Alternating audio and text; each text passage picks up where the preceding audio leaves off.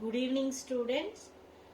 I am Dr. Kamala, Assistant Professor of Political Science from New Government Degree College, Serlingam, Palli.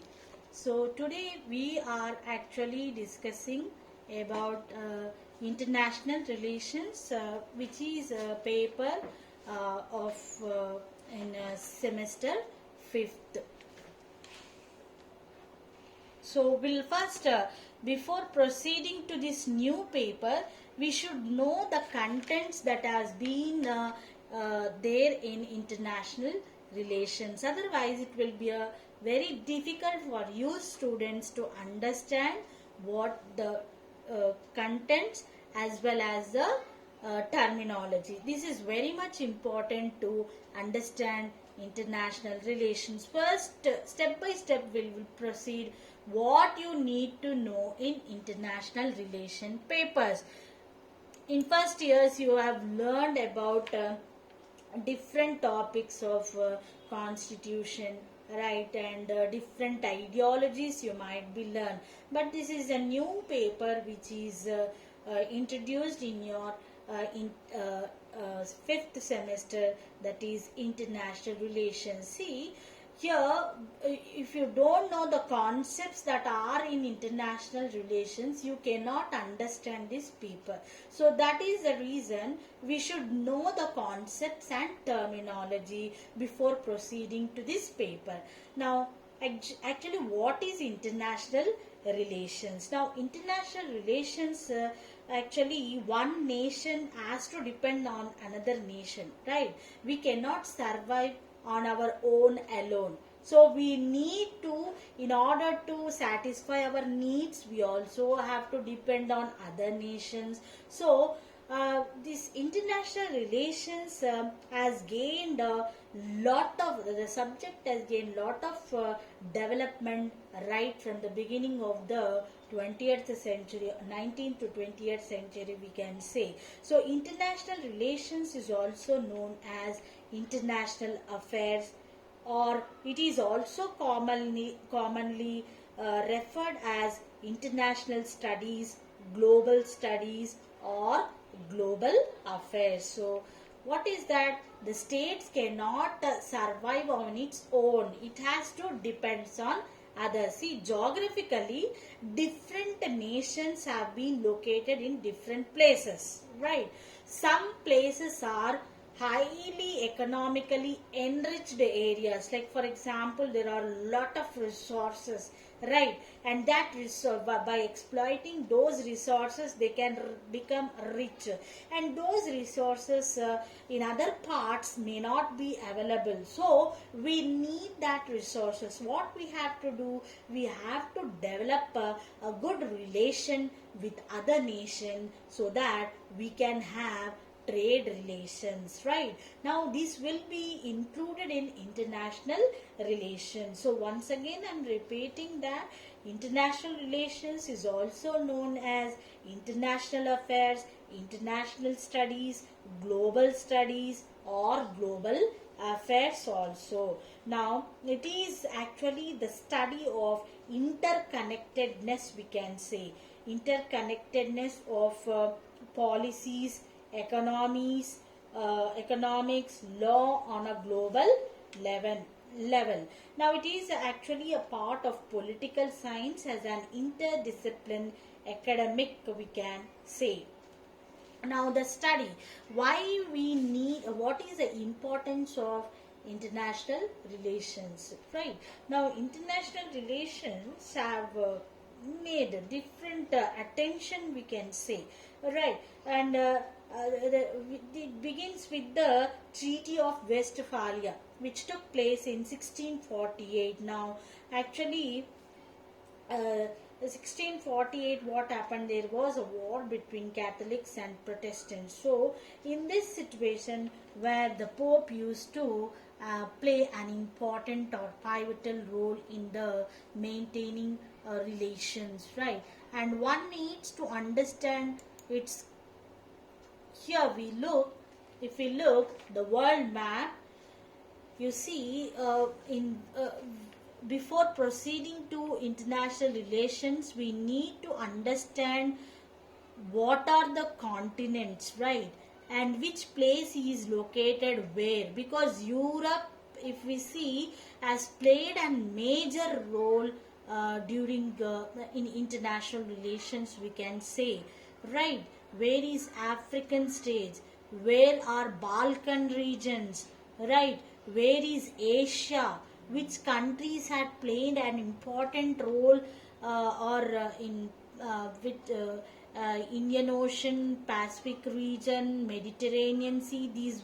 These are very much essential to know the world map while discussing the international relations. What are Baltic regions, right?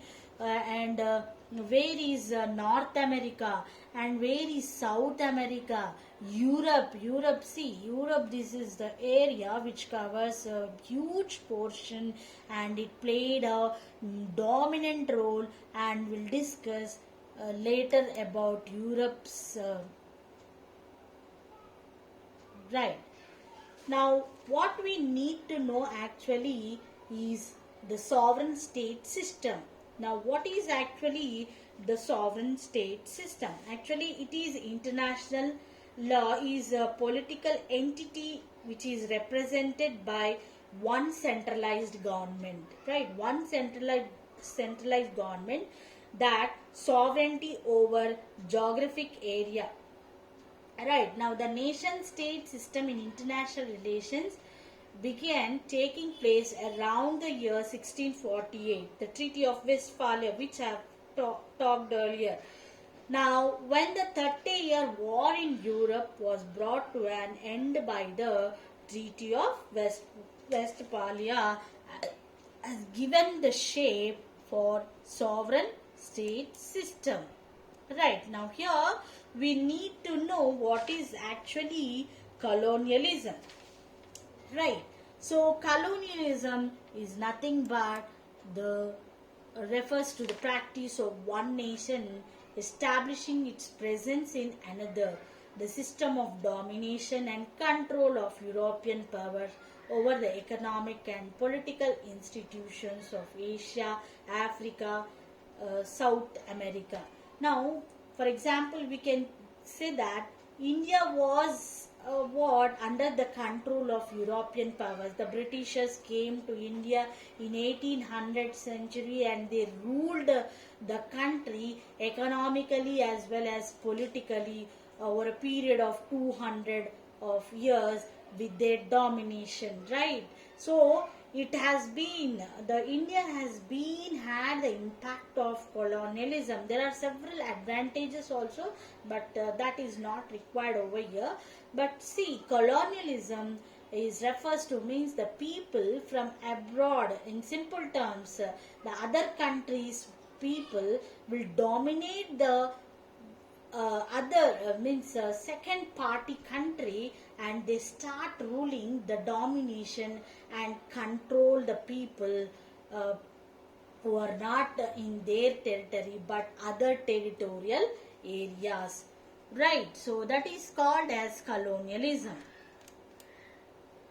Now, if we look at the First World War, this is very much essential. See, if in international you need to know what is colonialism, right?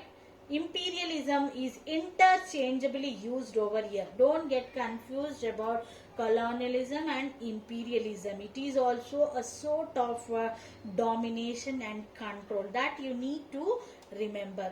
Now, the First World War, here actually in means the First World War plays a major role in international relations.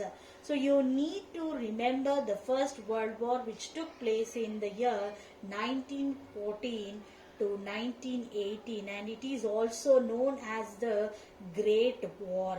Now, actually this war has started. Why the World War One has started is the major reason was assassination of Austria's Archduke Franz Ferdinand and his wife Sophie On his visit to city of Sarajevo, he was assassinated on June 28, 1914.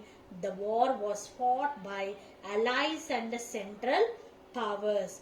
And the allies actually fought. There was military allies. So two groups were there that were fought in First World War, and the allies fought on one side and the Central Powers fought on the other side. The Central Powers actually were Germany, Ottoman Empire, Austria, Hungary, Bulgaria, etc. are called as Central Powers, right? So you need to remember the major reason for the First World War was the assassination of Austrian king, Archduke Franz Ferdinand, right?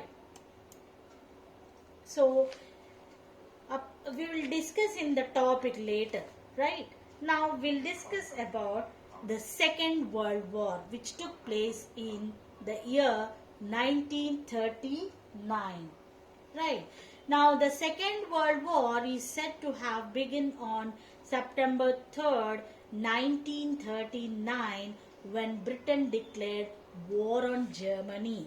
In fact, the Second World War began on 1931 with Japanese invasion of Manchuria on the pretext of saving Asia from communism. Now, here actually the Treaty of Versailles was very much responsible for the Second World War, which imposed a lot of sanctions on Germany, and Germany has Germany actually was unbearable to the conditions that were imposed by the superpowers which were there, and actually was in very economically it was suppressed, right? And it has to pay lot of interest over the areas, and most of the German areas were taken away by the First World War winners, and this has made the one of the major thing was the humiliation treaty of Germany has made an attempt for Hitler to attack Poland and declare the Second World War. That we'll discuss later. Earlier we have discussed about colonialism, right? Now we are discussing about decolonization or decolonialism. Generally, it means independence of non-Europeans from European rule.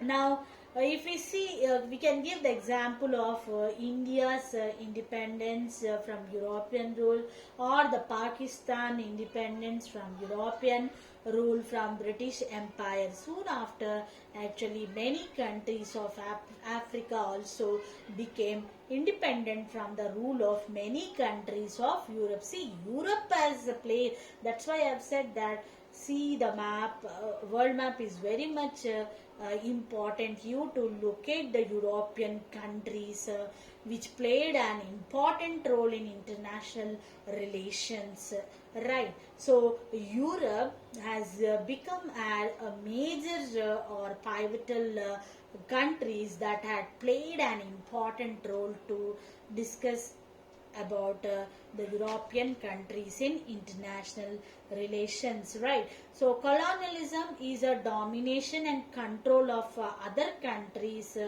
right? And decolonization generally means independence of non-Europeans from European rule. It began with the we can say the independence of India and Pakistan in 1947 from British Empire, and many other countries of Africa also become independent. See, if we see that European countries, especially England, has a strong naval army, we can say. That is the reason it has ruled majority of the countries in the world. Even it ruled America also. See, with strong naval army, we can say. Next, now third world. Now actually, what are third world? What are first worlds and what are second worlds? And what is third world? Simple, actually the term third world arose during the Cold War. Now we'll discuss what is Cold War after some time, right? So Cold War, to define, right? Now the countries that remained non-aligned with either NATO or Warsaw Pact, it is being replaced with the terms such as developing countries or least developed countries or the global south. These are very actually poor countries, or they are under the control of colonialism and imperialistic countries also. That is referred as third world. These countries actually dominated and ruled by the European powers. Later on, after independence, there was a poor economic development. That is the reason they are referred as third world countries, right? And first countries are developed countries, and second world countries are much better than the third world countries. And third world countries, actually this term arose during the Cold War, right? And that countries actually remain non-aligned, and they have neither joined with the NATO is a military bloc, and the Warsaw Pact. They have replaced the terms such as developing countries. Next, the Cold War. Now, what is Cold War? Actually, after the Second World War, the United States and the Soviet Union were the world's strongest nations, we can say. They had different ideas about economics and government. Now, if we see United States, they are capitalist. Their ideology is capitalist, and Soviet Union's ideology is a communist ideology. So they want their ideologies to be followed by the rest of the countries, and they want to pressurize these ideologies on other parts of the countries which are in the world, right? And they want to become stronger. They want to become superpower, right? Superpower means they want to dictate, they want to centralize all the powers. So for that sake, they were in want ideologies differ here. In the Cold War, they directly won't enter into the war like First World War or Second World War. They want there is a silent war among the ideologies, right? They want, and these ideologies to be means to put some majority of these things to be on their side. So see, the Cold War is nothing to do with the First World War or the Second World War. They want to be there is a different ideologies, and there is a ideology clashes, we can say, right? And the term Cold War has been borrowed, means as coined by Bernard Baruch. Now we'll discuss the concept of power. Now in power means we have different types of powers, right? Like economic power, political power, intellectual power. We have different meanings of power. So power in international relations is defined in several, what I said, different ways. Modern discourse generally speaks in terms of state power, right, indicating both economic and military power. Now I have said that England has strong naval army. That is the reason they have almost majority of the countries have been ruled by them. Even America was under their rule for some time, right? So see, if they are militarily strong or powerful, power is nothing but dictating others. For example, A is there, B is there, both. If A is having the capacity to make the work to do B, then obviously the B will listen to A. That is the power. Those states that have significant amounts of power within the international systems are referred to as what? Powers. Now small powers are there, middle powers are there, regional powers are there, great powers are there, super powers are there, or hegemons. Now although there is no commonly accepted standard for what defines a powerful state.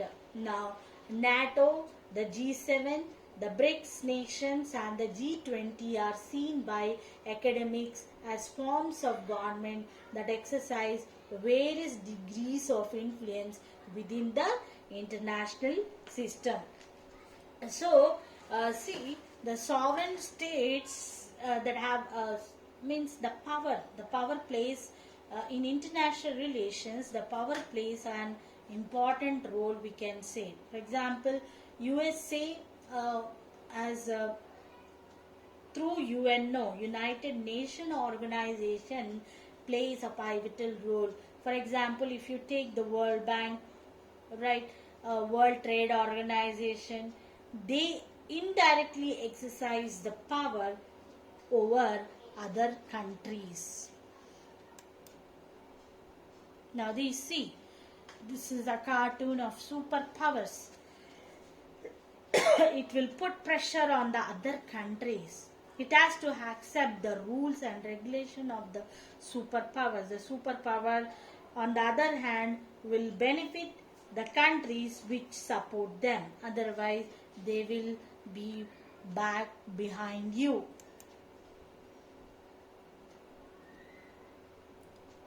Now, we need to understand what is unipolarity, bipolarity, and multipolarity. In this cartoon, it is clearly seen, see this unipolar, there will be single power, right, which dominates, which dictates either directly or indirectly through organizations, right.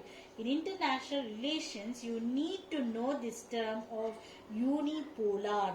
At the same time, bipolar. We can say that there is a tug of war between two groups, right. For example, if we see the what we have discussed in Cold War, there is a ideological differences between capitalists and communists. The communists strongly believe in equal economic status, right.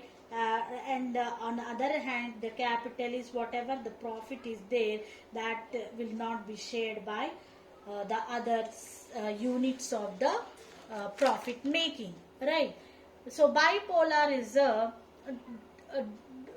both the countries will play a dominant role in world politics, we can say. Now multipolar, we can see that more than two powers, we can say that multi-power. For example, now India is also becoming a very strong nation, right. At the same time, China is also becoming a strong nation. See, there was a period when was a unipolar system was there, right. Later on, bipolar status was also there. Bipolarity was there during the First World War, Second World War. But after that, when bipolarity has been came to an end in the 1980s when USSR has been collapsed, right, and it was disintegrated actually. So bipolar status was collapsed, and in place of that unipolar system existed. Later on, multipolar in the present situation we are seeing, right. Now this is the United Nations Organization symbol. You need to understand why United Nations Organization has been established, in which place the United Nation has been established, right. In what it replaced actually, you need to understand. Sometimes in competitive exams, the emblem of United Nations is also asked in 2 marks or 1 mark. So this is very much important. So you need to understand the logos also. So now if we see the United Nations organization, where it is located, I think you might be learning in your earlier previous classes. If you are intermediate, if you are HEC or in school level also, you might be learn United Nations organization. So where it is located? Yes, United States of America.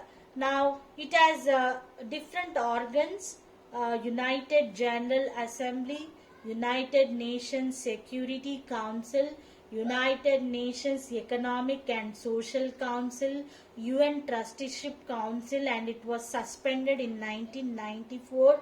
The International Court of Justice, the Secretariat. Now here the all the organizations here are there, are 6 organizations are there, and United Nation Trusteeship Council is there, no, that was suspended in 1994. Now all these offices are located in United Nations of America, except International Court of Justice. International Court of Justice is located in Hague, Netherlands. This is very much important in matter of competitive examination, because several times this question has been asked in groups examinations or junior lecturer or degree lecturers examinations also. So in where is International Court of Justice is located? So Hague, Netherlands. All the remaining organs which are there, they are located in United States of America. Now these 6 principal bodies of UNO you need to know and you need to learn, because we are going to discuss it later in international relations. Right. Now what are the agencies of United Nations organization? If we see, there are World Health Organization. This is very much essential organization, because it is concerned with health particularly. So if we see the pandemic situation of COVID, we see that World Health Organization is updating everything that is going on in and around the world, right? And it is also giving lot of suggestions and plannings regarding the present situation. Next, Food and Agriculture Organization. We have logos for also for these organizations. So logos are very much essential you people to remember. So tomorrow you do one thing, you do one project about the logos of World Health Organization, Food and Agriculture Organization, then United Nations Educational, Scientific and Cultural Organization, UNESCO, then World Bank Group, then International Telecommunications Union, World Intellectual Property Organization, WIPO, World Tourism Organization, UNWTO, World Trade Organization, WTO. See, these organizations which are there, the acts as the other agencies of the United Nations. And why United Nations? In which place United Nations organization came? In the place, it replaced the place of League of Nations, and the League of Nations was actually founded to maintain peace in the world, but unfortunately it was failed due to the outbreak of the First World War, right? To put an end to the Second World War, United Nations organization came into existence in the year 1945. Right. So these are the agencies. Tomorrow's work is you people to do what? The logos, different logos. You gather different logos and you paste it on your books, so that you be remember forever, because these logos are very much essential for you people, because it always comes in international relations, in civil services or in groups around 16 to 18 questions might be asked from this area. Okay, so see you tomorrow.